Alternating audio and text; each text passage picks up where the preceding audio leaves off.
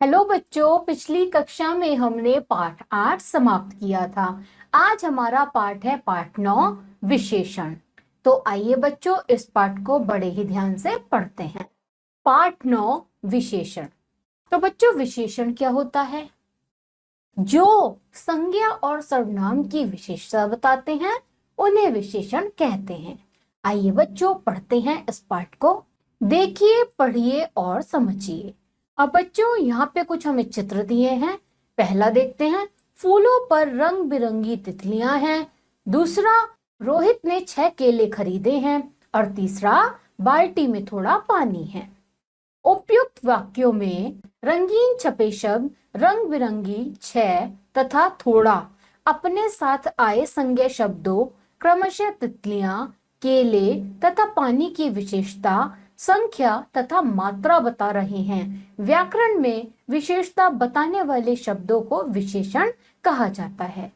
यह चित्रों में जो रंगीन शब्द छपे हैं वो है हमारे विशेषण, यानी कि जो व्याकरण में किसी की विशेषता को बताते हैं, जो शब्द किसी विशेषता को बताते हैं। जैसे कि तितलियां कैसी हैं? रंग बिरंगी, यानी कि तितलियों की विशेषता बताई जा रही है। केले कितने हैं? 6, यानी कि उनकी संख्या बताई गई। और पानी कितना है? थोड़ा, यानी कि बताया गया थोड़ा है, ज्यादा है।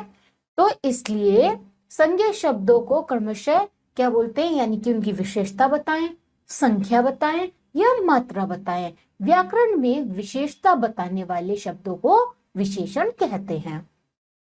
इस प्रकार हम कह सकते हैं कि जो शब्द संज्ञा तथा सर्वनाम की विशेषता बताते हैं उन्हें विशेषण कहते हैं। तो विशेषण किन्हें कहते हैं? जो संज्ञा या सर्वनाम की विशेषता बताते हैं। विशेषण जिन शब्दों की विशेषता बताते हैं उन्हें विषय कहते हैं। अतः उपयुक्त वाक्यों में तितलियां, केले तथा पानी शब्द विषय हैं। विशेषण जिन शब्दों की क्या बताएं? विशेषता, वो कहलाते हैं विषय। आइए अब देखते हैं बच्चों विशेषण के भेद। विशेषण के निम्नलिखित 4 भेद होते हैं। कितने भेद होते हैं विशेषण के? 4। पहला है हमारा गुणवाचक विशेषण। गुणवाचक विशेषण जो विशेषण शब्द संज्ञा या सर्वनाम के गुण, दोष, स्वभाव, दशा, आकार, रंग आदि के विषय में बताते हैं उन्हें गुणवाचक विशेषण कहते हैं। जैसे गरीब, अमीर, अच्छा, हल्का, मोटा, पतला, नीला, पीला आदि। जो विशेषण शब्द संज्ञा और सर्वनाम के क्या बताएं? गुण बताएं, दोष बताएं, दशा, आकार, रंग, वो कहलाते हैं गुणवाचक विशेषण। जैसे गरीब, अमीर, छोटा, मोटा आदि। आइए देखते हैं इसका उदाहरण। रवि ईमानदार लड़का है, वह ठंडी कुल्फी खा रहा है। तो ये क्या हुए?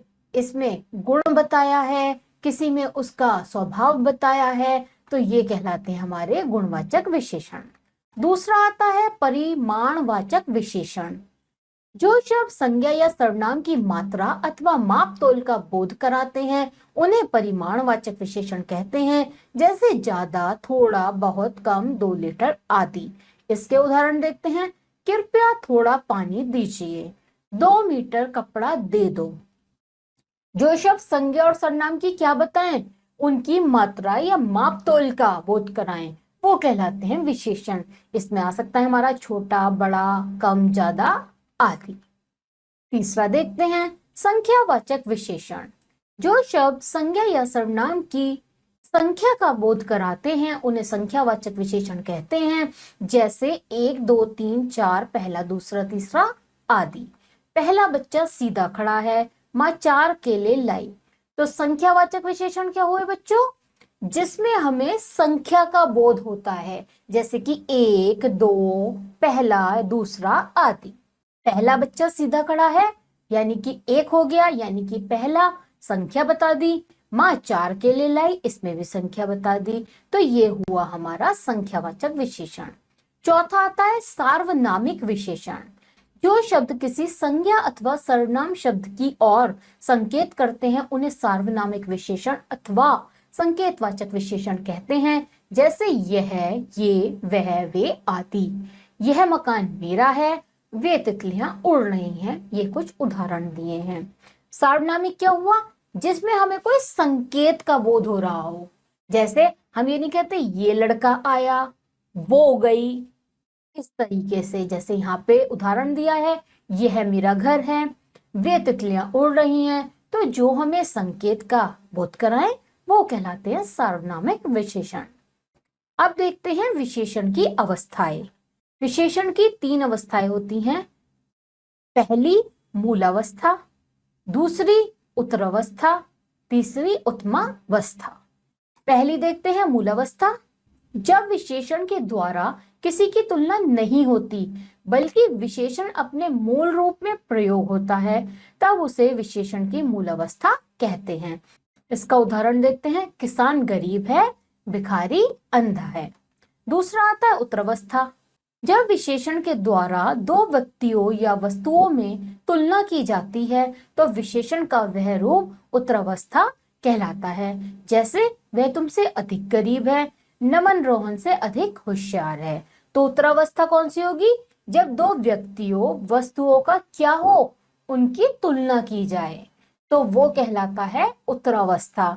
जैसे वह तुमसे ज्यादा अमीर है, नमन रोहन से बहुत होशियार है। जब दोनों का क्या की जाए, तुलना, वो कहलाता है उत्तरावस्था। तीसरा आता है उत्तमावस्था। विशेषण का वह रूप जो अपने विषय को सबसे बढ़कर या न्यूनतम बताता है, विशेषण की उत्तमावस्था कहलाता है। जैसे ज्योति अपने परिवार में सबसे सुंदर है, हिमालय विश्व में सबसे ऊंचा पर्वत है। विशेषण का कौन सा रूप? विशेषण का वह रूप जो अपने विषय को या तो सबसे ऊंचा बताएगा या सबसे नीचा बताएगा। जैसे एक परिवार है, उसमें कोई बच्चा बहुत सुंदर है, तो हमने बता दिया उस परिवार का वह बच्चा बहुत ही सुंदर है। जैसे यहाँ पे उदाहरण दिया है, ज्योति अपने परिवार में सबसे सुंदर है और हिमालय विश्व में सबसे ऊंचा पर्वत है। विशेषण की उत्तरावस्था बनाते समय तर तथा उत्तमावस्था बनाते समय तम शब्दांश जोड़ देते हैं। जैसे अब यहाँ क्या किया है, एक मूलावस्था दी है, एक उत्तरावस्था दी है और एक उत्तमावस्था दी है। जैसे कि प्रिय, तो प्रिय में क्या किया, प्रिय तर लगा दिया और उत्तमावस्था में प्रिय तम। उत्तरावस्था में क्या लगाएंगे, तर, और उत्तमावस्था में लगाएंगे तम। तो ये बन जाएंगे हमारे विशेषण। जैसे विशाल, तो विशालतर, विशालतम। एक बता दी मूलावस्था, दूसरी उत्तरावस्था और तीसरी उत्तमावस्था। जैसे उच्च से हुआ उच्चतर, उच्चतम, शीर्घ, शीर्घतर, शीर्घतम, तीव्र, तीव्रतर, तीव्रतम, निकट, निकटतर, निकटतम, श्रेष्ठ, श्रेष्ठतर, श्रेष्ठतम, सुंदर, सुंदरतर, सुंदरतम। कुछ विशेषणों से पहले अधिक व सबसे अधिक लगाकर भी अन्य अवस्थाएं बनाते हैं। जैसे मूलावस्था, उत्तरावस्था और उत्तमावस्था देखते हैं। जैसे अच्छा है, अच्छा में क्या लगाया, अधिक अच्छा, और उत्तमावस्था में लगाया सबसे अधिक अच्छा। लंबा, अधिक लंबा, सबसे अधिक लंबा। यानी कि कुछ विशेषणों में हम अधिक और सबसे अधिक प्रयोग करके अवस्थाएं बना सकते हैं। जैसे कि ये, आप इन सभी को अच्छे से याद करेंगे। अब जो देखते हैं, आता है विशेषण की रचना। हिंदी में कुछ शब्द अपने मूल रूप में ही विशेषण होते हैं। जैसे काला, गोरा, पतला, मोटा, अच्छा, बुरा आदि। कुछ विशेषणों की रचना संज्ञा, सर्वनाम आदि शब्दों में प्रत्यय लगाकर की जाती है। कुछ तो अपने आप में ही क्या होते हैं, विशेषण। जैसे रंग हुआ काला, गोरा, इंसान हुआ मोटा, पतला, छोटा, अच्छा, बुरा आदि। लेकिन कुछ की रचना में क्या करते हैं हम, संज्ञा और सर्वनाम के जो शब्द होते हैं उसमें प्रत्यय लगाते हैं। अब देखते हैं वो कैसे। यहाँ पे हमें कुछ संज्ञा और विशेषण दिए हैं। जैसे लालच है तो उसका विशेषण बन गया लालची, अनुभव अनुभवी, धर्म धार्मिक, दया दयालु, अवश्य आवश्यक, आनंद आनंदित, आत्मा आत्मीय, आविष्कार आविष्कृत, किताब किताबी, साहस साहसी, वर्ष वार्षिक, झगड़ा झगड़ालू, घर घरेलू, घिन घिनौना, दिन दैनिक, दूध दुधारू, नियम नियमित, सीमा सीमित, दर्शन दर्शनीय, पर्वत पर्वतीय, ऋण ऋणी, ओज ओजस्वी, केंद्र केंद्रीय, कुसुम कुसुमित। तो बच्चों, कुछ संज्ञा और सर्वनाम शब्दों में हम प्रत्यय लगाकर भी विशेषण को बनाते हैं, जैसे यहाँ हमने आपको अभी बताया है। आप इस जो ये यहाँ पे एक चार्ट दिया गया है इसे बहुत अच्छे से याद करेंगे। अब आता है बच्चों कि हमने इस पाठ में क्या क्या सीखा। तो देखते हैं हमने क्या क्या सीखा। जो शब्द संज्ञा या सर्वनाम की विशेषता बताते हैं वो कहलाते हैं विशेषण। विशेषण जिन शब्दों की विशेषता बताते हैं वे विषय कहलाते हैं। विशेषण के 4 भेद होते हैं, गुणवाचक, परिमाणवाचक, संख्यावाचक तथा सार्वनामिक विशेषण। विशेषण की 3 अवस्थाएं हैं, मूल अवस्था, उत्तरावस्था तथा उत्तमा अवस्था। अब बच्चों इस पाठ के आधार पर आता है हमारा अब बताइए। तो देखते हैं बच्चों अब बताइए में क्या प्रश्न दिया है हमें। सही विकल्प वाले गोले को रंगिए। अब यहाँ क्या है, ये हैं विकल्प वाले प्रश्न। इसमें क्या होता है, एक प्रश्न उसके 4 उत्तर, जो एक उत्तर सही वो हम आपको बताएंगे। तो पहला देखते हैं बच्चों, संज्ञा तथा सर्वनाम की विशेषता बताते हैं विशेषण, विषय, सर्वनाम, क्रिया। तो इसका उत्तर क्या है, विशेषण। दूसरा देखते हैं, जिनकी विशेषता बताई जाती है उन्हें कहते हैं विशेषण, विषय, क्रिया विशेषण या सभी गलत। तो बच्चों इसका उत्तर क्या है, इसका उत्तर है विषय। तीसरा देखते हैं, हरे भरे खेत किसे अच्छे नहीं लगते। इस वाक्य में विशेषण है खेत, नहीं, हरे भरे, किसे। तो बच्चों इसका उत्तर क्या है, हरे भरे, क्योंकि वो खेत की विशेषता बता रहे हैं। चौथा आता है अब हमारा, नीता मूर्ख लड़की है। इस वाक्य में विषय है नीता मूर्ख लड़की है। तो इसका उत्तर क्या है, लड़की, क्योंकि मूर्ख तो क्या बता रहा है, उसकी विशेषता, लेकिन बात किसके बारे में हो रही है, लड़की के बारे में, तो इसलिए उसका उत्तर क्या हुआ, लड़की। अब बच्चों इसके बाद आता है हमारा ख प्रश्न। तो ख प्रश्न क्या है, दिए गए शब्दों के उचित विशेषण बनाकर रिक्त स्थानों की पूर्ति कीजिए। अब यहाँ पे हमें कुछ उचित विशेषण दिए हैं, तो खालिस्तान के लिए जो उचित होगा वो हम खालिस्तान में लिखेंगे। पहला देखते हैं, मैंने एक खालिस्तान चेहरा देखा।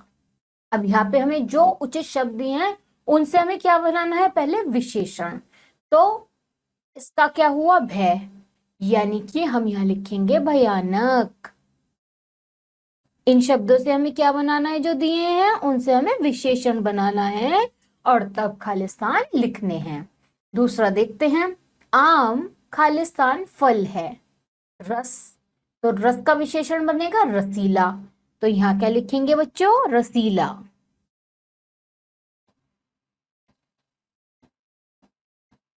तीसरा देखते हैं, यह पत्रिका खालिस्तान है। मास, तो इसका क्या बनेगा विशेषण, मासिक।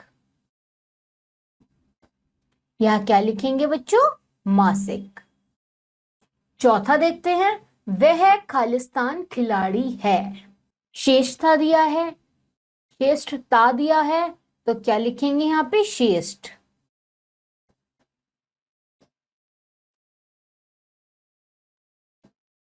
और बच्चों इसके बाद आता है हमारा 5वां प्रश्न। 5वां प्रश्न है, कारखानों में चिमनियां खालिस्तान होनी चाहिए। हमें दिया है ऊंचाई और इसका विशेषण क्या बनाएंगे, बनाएंगे ऊंची। तो इसका उत्तर क्या हुआ बच्चों, ऊंची। यहाँ पे हम क्या लिखेंगे, ऊंची। मुझे लगता है बच्चों आप सभी को अभ्यास का कार्य बहुत अच्छे से समझ में आया होगा। और बच्चों इसी के साथ हमारा यहाँ पे यह पाठ समाप्त होता है। बच्चों मुझे लगता है पाठ 9 विशेषण का आप सभी बच्चों को बहुत ही अच्छे से समझ में आया होगा। अब आप सब बच्चे क्या करेंगे, इस पाठ का बहुत ही अच्छे से अभ्यास करेंगे और हम आपको मिलेंगे अगली कक्षा में। तब तक के लिए आप सभी बच्चे अपना ध्यान रखिए।